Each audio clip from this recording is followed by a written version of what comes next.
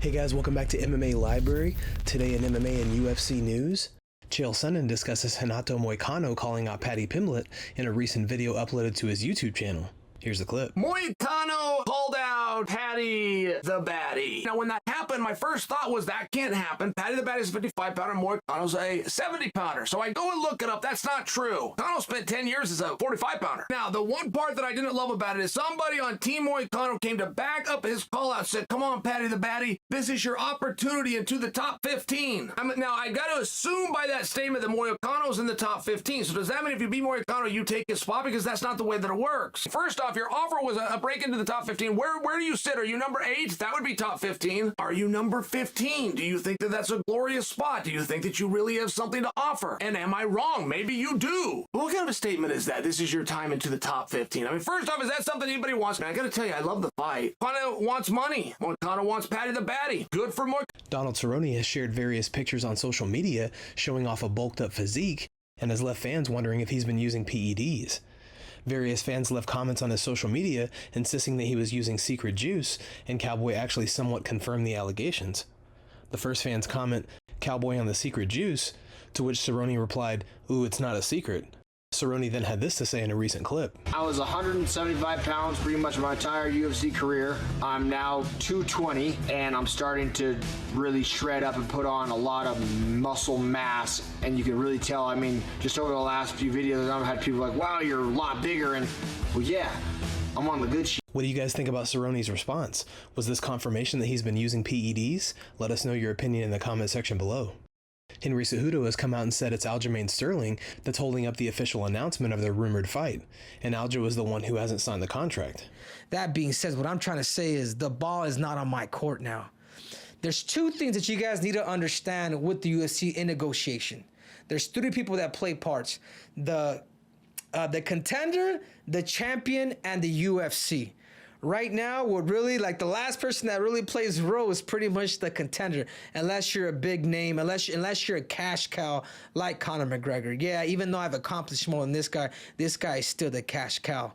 So when it comes to the only person that could really play the role as a contender, and it happens to just be a Conor McGregor, the only one in UFC history. But that being said, it's the UFC and the champion. When they're able to come into terms, they bring in the third party, which is the contender, and now the fight has to happen. But the champion does have 1 year to sit out in order for him to fight, or decide whether he does want to fight, or before the UFC could actually strip him. That being said, they could start an interim title. Guys, I'm here.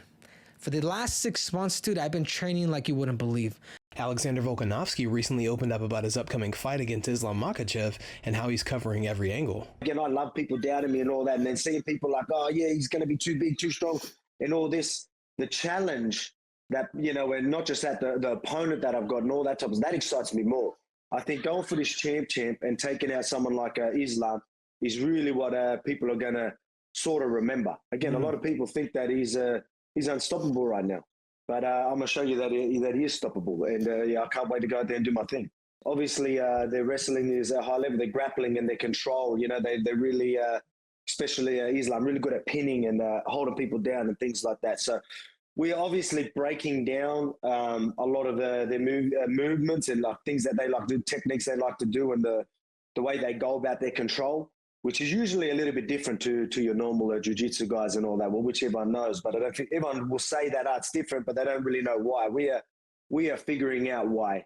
And, you know, we are understanding why, all the details and little details that are going to obviously give us a upper hand and things like that. So Chito Vera joins Michael Bisping and Anthony Smith on the Believe You Me podcast to discuss his fight with Corey Sandhagen that's scheduled to go down in Las Vegas in February.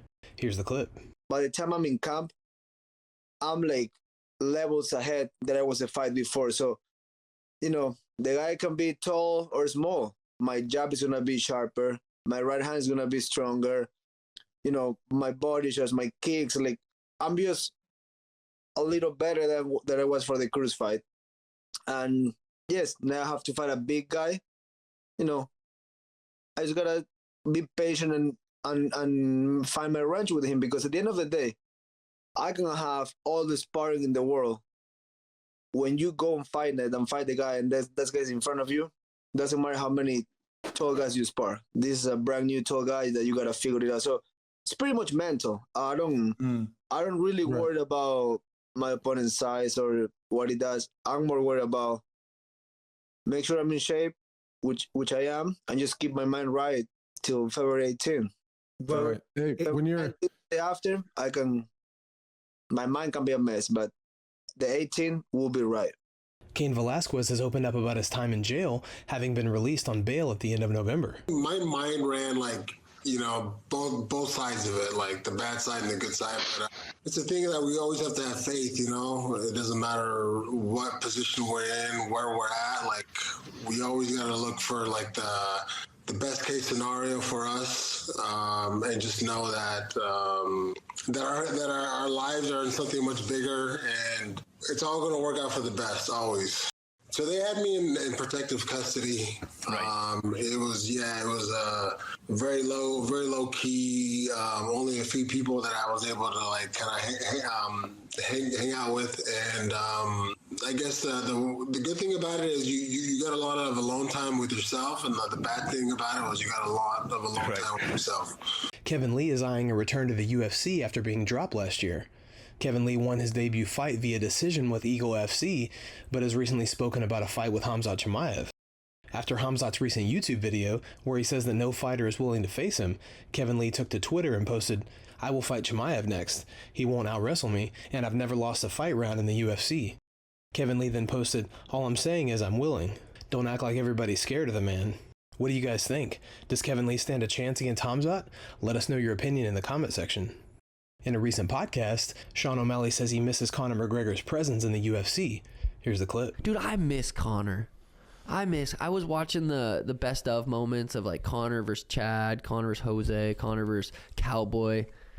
Dude, the press conferences. What's the last card that we had where it's like, oh yeah, we talked about it for days and weeks, and just when Conor fought, it's a different feeling. Yeah. If anyone who says different, it's like you're just a fucking hater.